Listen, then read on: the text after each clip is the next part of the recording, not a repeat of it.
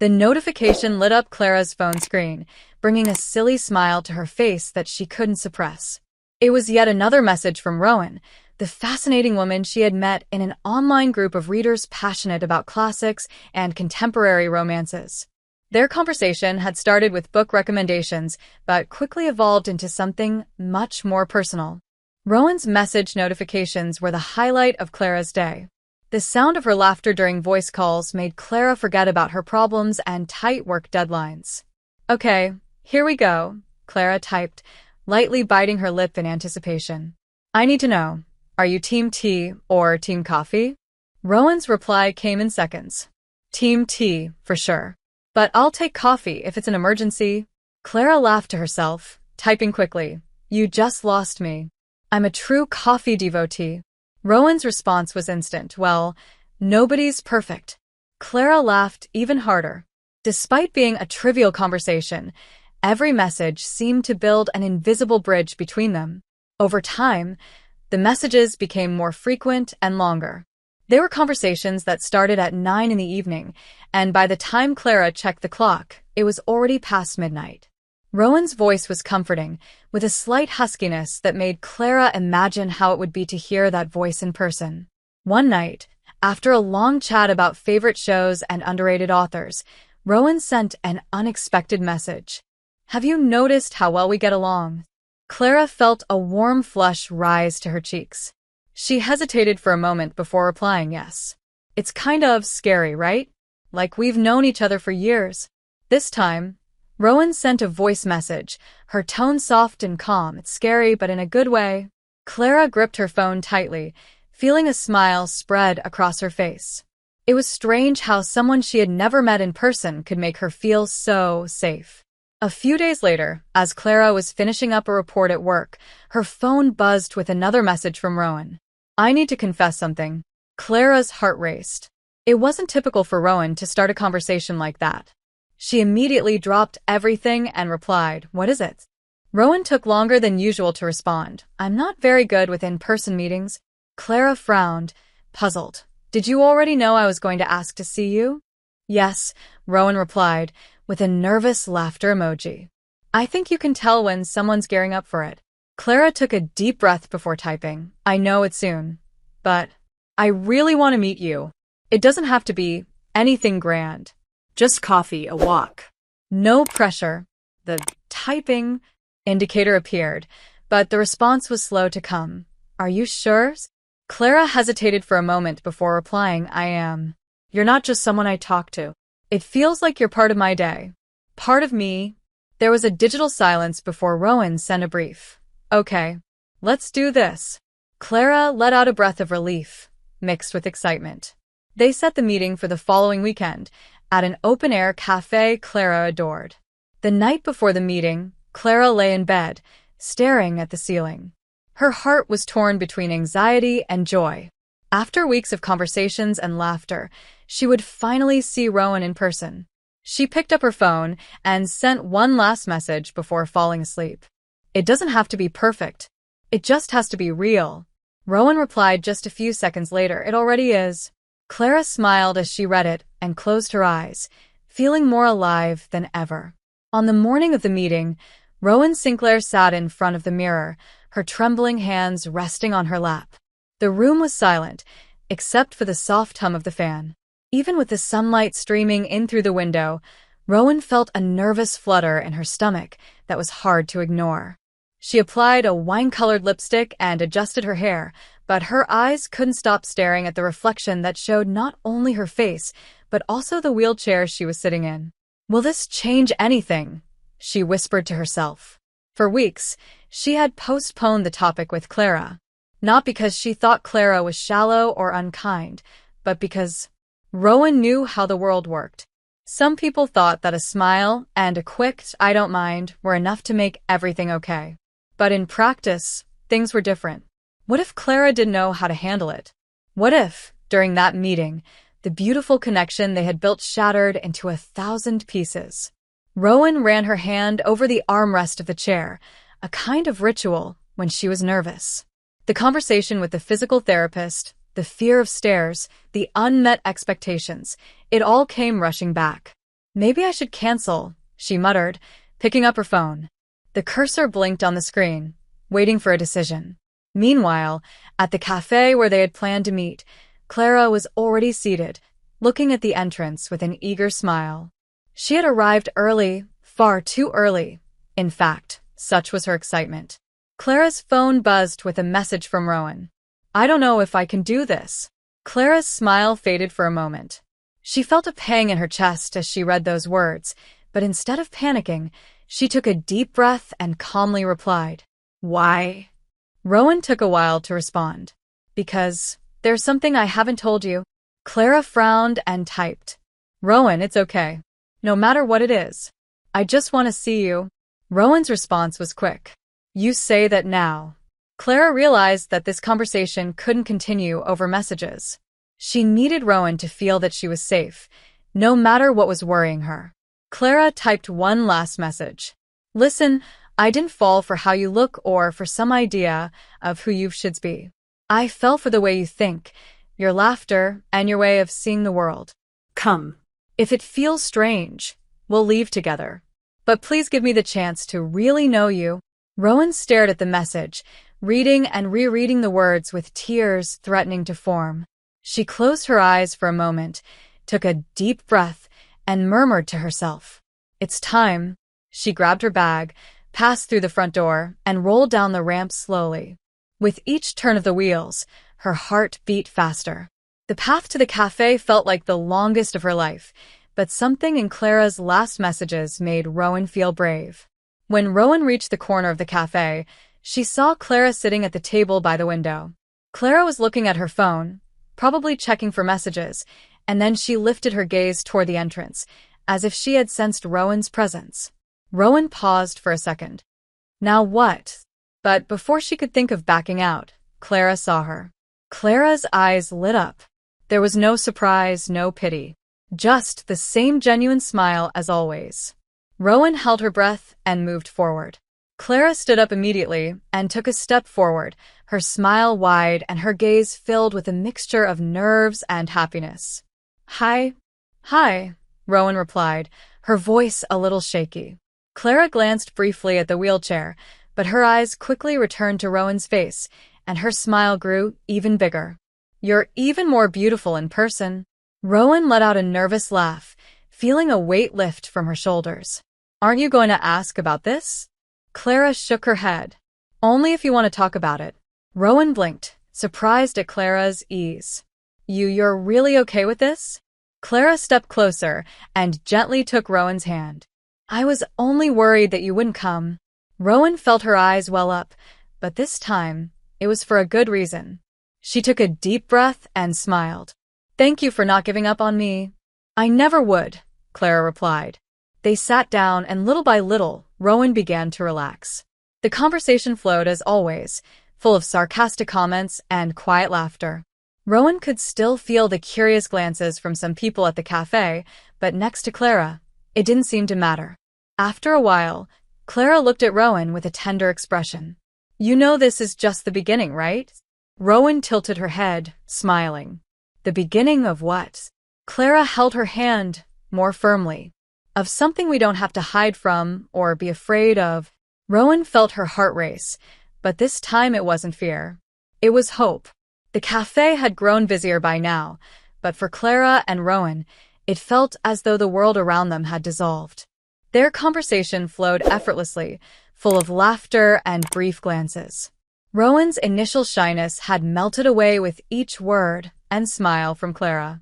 Rowan ran her hands over the arms of her wheelchair almost unconsciously, a habit she had when she felt vulnerable. She looked at Clara, who was absent-mindedly playing with the straw in her drink, and, for the first time, she felt no fear of being herself. So, I have to ask, Rowan began, leaning forward slightly. You really weren't surprised? Not even a little. Clara placed her glass on the table and crossed her arms with a playful smile. Okay, maybe a little. She gestured with her fingers, showing a tiny gap. But surprised doesn't mean disappointed. You know, sometimes we build versions of people in our heads. And you turned out even better than I imagined. Rowan blinked, processing the words, before laughing softly, and lowering her head. You know, you sound like you stepped right out of a romance novel, right? Clara laughed along. Your fault. We started with books. Rowan took a deep breath and looked at Clara with more seriousness. You know, I thought about telling you 100 times before, but I always pictured you reacting differently. Differently how?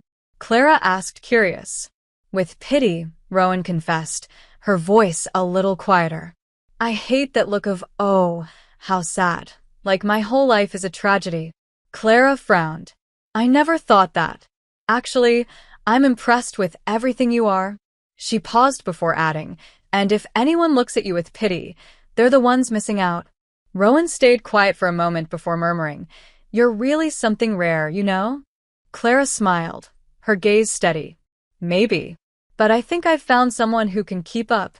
After their coffee, the two decided to extend their date with a walk in the nearby park. The trees swayed gently in the wind, and the fresh air seemed to carry away the last of Rowan's anxieties. Clara walked beside Rowan, keeping a comfortable pace and talking about everyday things, as if to remind Rowan that everything could be simple, too. I was so scared, Rowan confessed as they stopped in front of a small fountain. That you'd be disappointed or, I don't know, change your mind.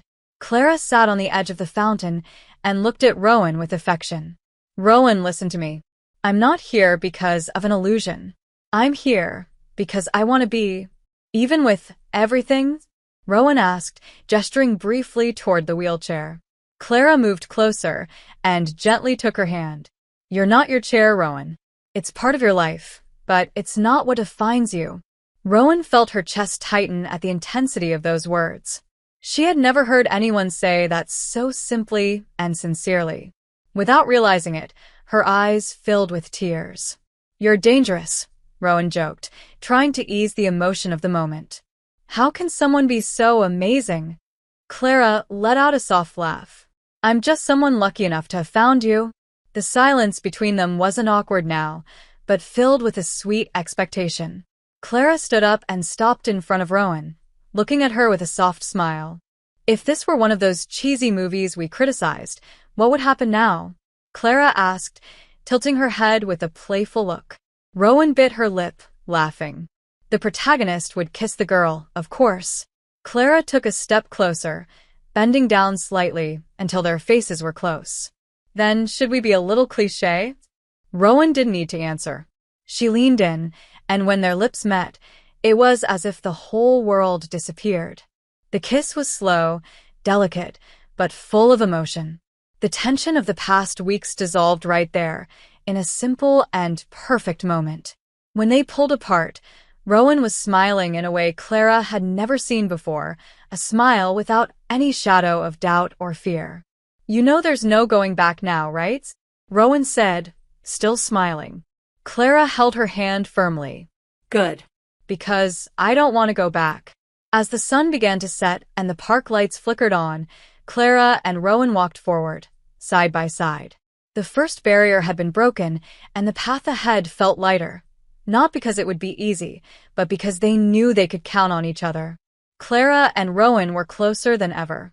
Their text messages had become even more frequent, filled with spontaneous photos, funny emojis, and voice notes filled with laughter. What had once been a virtual connection had transformed into something real, something Clara could hardly believe she was living. She was glowing, and Rowan seemed happy. For the first time in a long while, Rowan felt truly seen and loved for who she was, entirely. That rainy Friday afternoon, as Clara organized papers at her desk, her phone buzzed with a call from an unknown number. She frowned, hesitating before answering.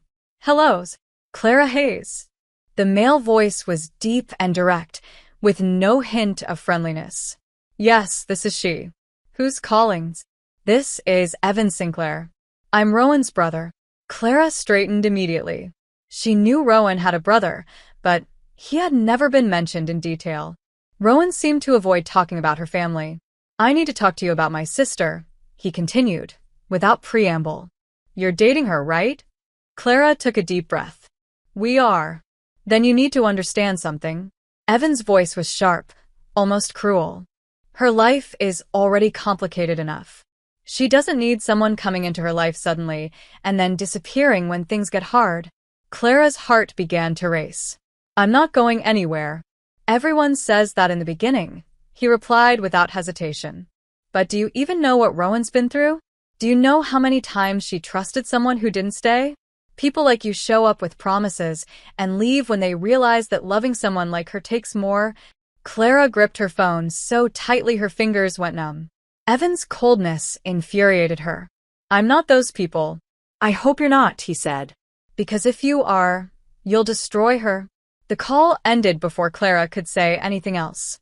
She stared at her phone for long seconds, Evan's words echoing in her mind. Rowan was sitting on her apartment balcony when her phone vibrated with a message from Clara. She opened it and read, "Your brother called me today." Rowan's eyes widened, and she quickly replied, "What? What did he say?"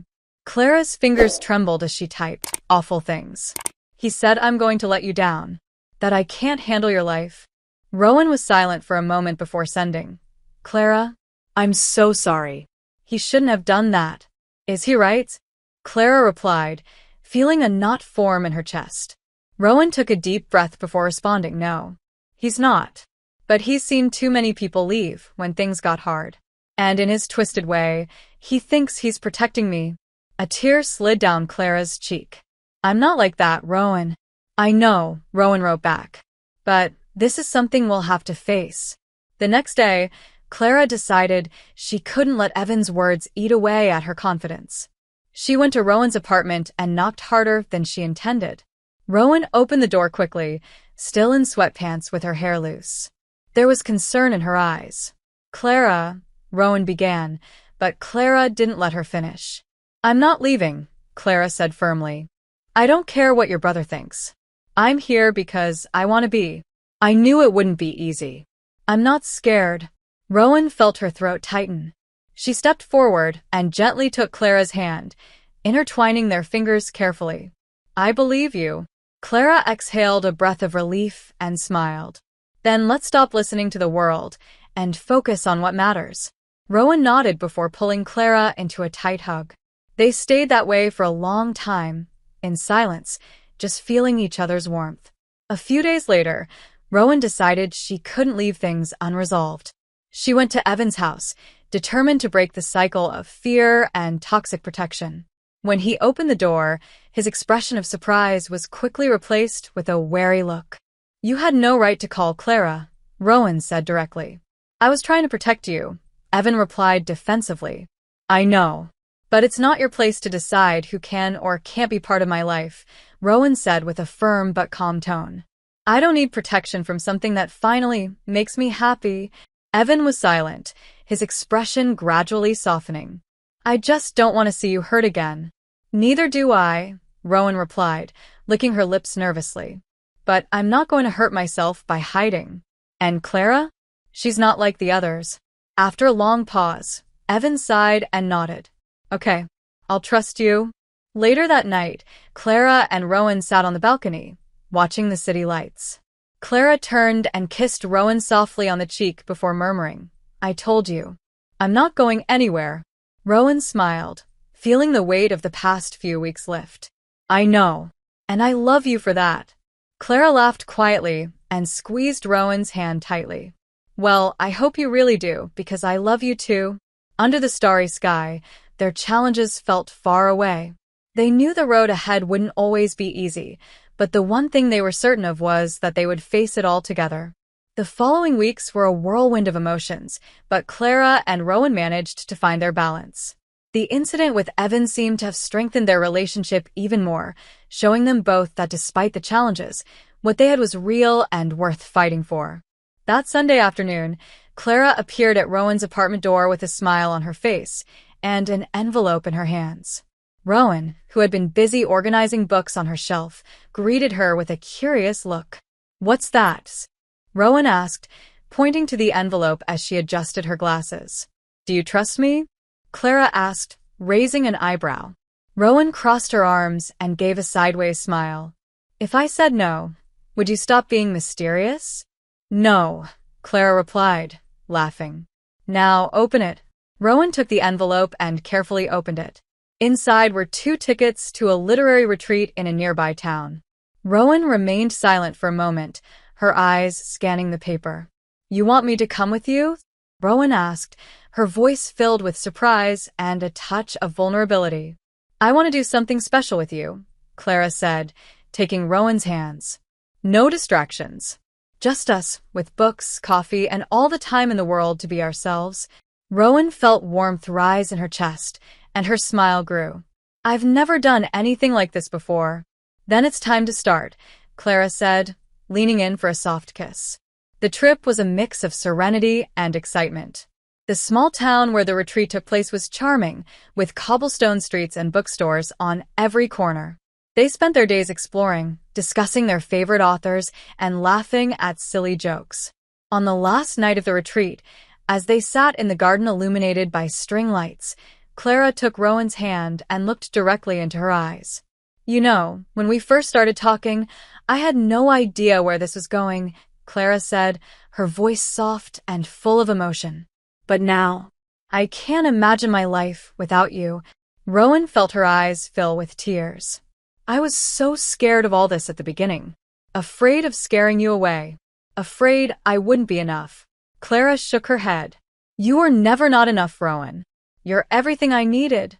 "I never thought someone could look at me the way you do," Rowan confessed, a tear sliding down her cheek. Clara gently wiped the tear away and smiled. "I don't just look at you. I see you. And I love you." Rowan laughed, a nervous, happy laugh. "I love you too." A few months later, Rowan's apartment was a shared space. Clara had moved in, bringing with her stacks of books, framed pictures, and her vibrant energy. The place had never felt so full of life.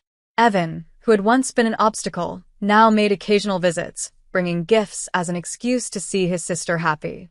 He still maintained a protective stance, but over time, he began to accept that Clara was different. One night, Clara and Rowan were sitting on the balcony, watching the city lights. Rowan had a book on her lap, and Clara was resting her head on Rowan's shoulder. "Do you think this will last?" Rowan asked softly. Clara turned to her, holding her face with both hands. "I know it will, because no matter what happens, we'll figure it out." Rowan smiled, leaning in to kiss Clara. And under the stars, they knew that the love they shared was the kind that could withstand anything.